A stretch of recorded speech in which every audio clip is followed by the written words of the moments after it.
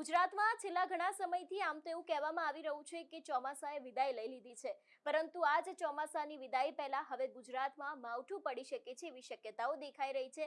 સૌથી પહેલા તો વિંડીના માધ્યમથી વરસાદને સમજવાનો પ્રયત્ન કરીએ।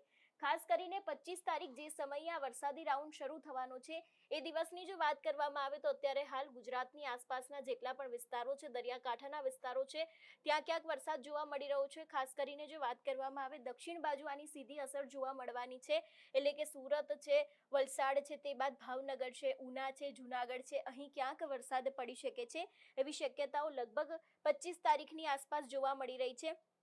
25 તારીખના દિવસની જો વાત કરવામાં આવે તો અત્યારે હાલ આ વરસાદ ક્યાંક વધી રહ્યો હોય એવી પણ શક્યતાઓ દેખાઈ રહી છે। ખાસ કરીને હવે ભાવનગર છે, તેની સાથે વડોદરા છે, અમદાવાદની આસપાસના જે વિસ્તારો જોવા મળી રહ્યા છે ત્યાં પણ ક્યાંક વરસાદ પડી શકે છે એવી શક્યતાઓ 25 તારીખની આસપાસ જોવા મળી રહી છે।